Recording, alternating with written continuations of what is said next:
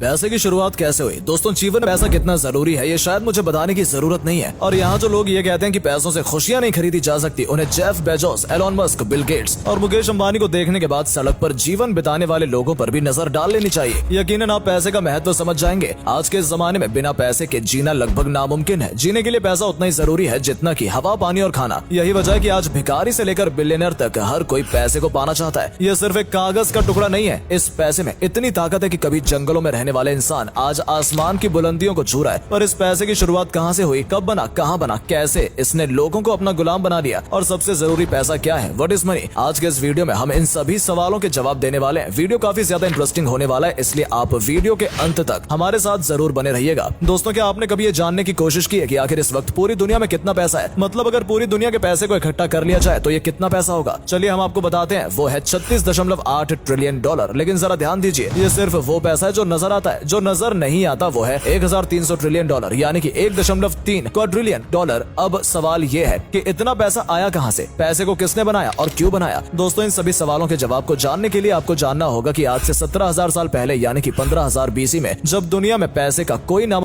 नहीं था, उस समय इंसान छोटे छोटे कबीलों में ही रहा करते थे। उनके जीवन का एकमात्र उद्देश्य था खुद को जिंदा रखना, जिसके लिए वो शिकार किया करते थे। लेकिन हर दिन उतना शिकार मिल पाना जिससे इनके पूरे कबीले का पेट भर जाए, ये पॉसिबल नहीं था। पर भूख तो कोई नहीं रोक सकता। इनकी ये भूख ही थी जिसने इस कबीले को दूसरे कबीले से जोड़ा और ये एक दूसरे से चीजों का आदान प्रदान करने लगे। ये अपने हथियारों के बदले ताजा मांस लेते थे और इसी तरह से उस समय बार्टरिंग सिस्टम का जन्म हुआ, यानी कि एक सामान के बदले दूसरे सामान को देना। रिसर्चर्स की माने तो इस बार्टरिंग सिस्टम की शुरुआत करने वाले मेसोपोटामियन ट्राइब थे, जो साउथ वेस्ट एशिया के मेसोपोटामियन रीजन में रहा करते थे। आज के समय में यहाँ पर इराक है। बार्टरिंग सिस्टम ने लोगों के अंदर कई तरह के परिवर्तन लाए, जिसमें सबसे इंपॉर्टेंट था ट्रेड। लोग एक दूसरे से अब ट्रेड करने लगे थे। जो लोग एक समय अपने भोजन के लिए एक दूसरे के खून के प्यासे हुआ करते थे, वो अब व्यापार करने लगे थे। इसी के साथ समय बीतता गया और आबादी बढ़ती गई। हजारों साल बाद जब लोग शिकार के साथ साथ अनाज उगाने लगे तो उन्हें बार्टरिंग सिस्टम में कई तरह की खामियां देखने को मिली। आबादी अधिक होने की वजह से उन्हें ये याद रखने में कठिनाई होने लगी कि किस इंसान को उन्होंने क्या दिया है और किससे क्या लेना है। इस समस्या से बचने के लिए उन्होंने मिट्टी के टुकड़े के ऊपर लिखना शुरू कर दिया, जिससे अकाउंटिंग की शुरुआत हुई। लेकिन अभी भी बार्टरिंग सिस्टम में कई तरह की खामियां थी, जिसमें सबसे बड़ी कमी ये थी कि बार्टरिंग सिस्टम के लिए दो लोगों की रजामंदी जरूर होती थी। जिसमें सबसे बड़ी कमी ये थी कि बार्टरिंग सिस्टम के लिए दो लोगों की रजामंदी जरूरी होती है, क्योंकि कई बार ट्रेड करते समय एक इंसान को तो उसकी जरूरत का सामान मिल जाता था, लेकिन अगले व्यक्ति को वो चीज नहीं चाहिए होती थी जो सामान वाला उसे दे रहा है। इसलिए एक समय के बाद इस तरह से ट्रेड को करना काफी मुश्किल हो गया और इस समय से छुटकारा पाने के लिए पैसों को जन्म दिया गया। लेकिन ये पैसे वो पैसे नहीं थे जो आज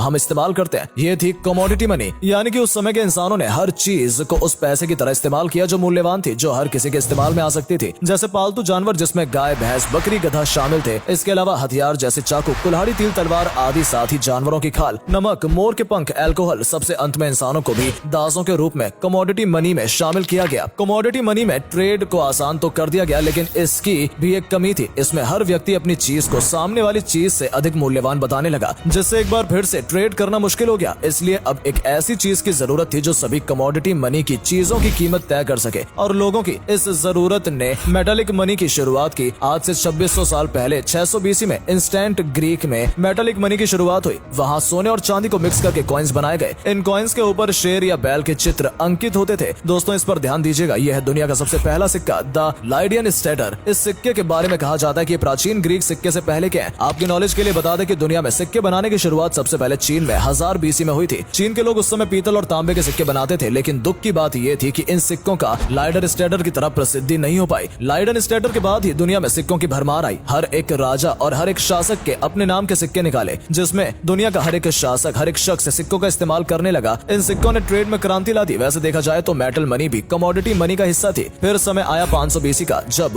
ओवरसीज ट्रेडिंग अपने पीक पर थे। उस समय व्यापार इन्हीं सिक्कों के जरिए होता था, लेकिन इन सिक्कों की सबसे बड़ी कमी इनका वजन था। वजन अधिक होने के साथ साथ ये समुद्री जहाज में बहुत अधिक जगह लेते थे। इन्हें ट्रांसपोर्ट करने में भी बहुत अधिक समय लगता था, जिस वजह से इनके चोरी होने का भी खतरा बढ़ गया था। इन्हें गिनने में भी काफी कठिनाई आती थी। इसलिए अब सिक्कों की जगह पर एक ऐसी चीज की जरूरत महसूस हुई जो वजन में हल्की हो और जो आसानी से स्टोर और काउंट की जा सके। वैसे एक कहावत तो आपने सुनी ही होगी, necessity is the mother of invention, यानी आवश्यकता ही आविष्कार की जननी है। और यही पेपर मनी के साथ भी हुआ। लोगों की जरूरतों ने पेपर मनी को जन्म दिया। साल 1289 में मंगोल जो कि चाइना का शासक जो कि चंगेज खान के पोते थे कुबला खान ने ट्री की छाल से सबसे पहले पेपर मनी को बनाया। इस पेपर मनी को उस समय IOU यानी कि IOU कहा गया। इसका मतलब था कि मैं तुम्हारा कर्जदार हूँ, यानी जब तुम इस पेपर मनी को वापस करोगे तब तुम्हारे बेशकीमती हीरे जवाहरात तुम्हें वापस मिल जाएंगे। लेकिन लोगों ने इस कागज को बदलने की जगह उसी से ट्रेड करना शुरू कर दिया और उस समय के साथ साथ पेपर मनी चाइना के बाहर फैल गई। अब लोगों में ज्यादा से ज्यादा IOU यानी कि पेपर मनी को पाने की होड़ लग गई। इसी समय बैंक भी अस्तित्व में आए जो लोगों से उनके चांदी सोने हीरे लेकर उन्हें पेपर मनी देने लगे, क्योंकि पेपर मनी एक ऐसी चीज थी जिसे वो जितना चाहे उतना छाप सकते थे और लोग भी इसे लेने लगे क्योंकि सोने चांदी के चोरी होने का डर लगा रहता था। कुछ समय बाद ये मिनी बैंक लोगों को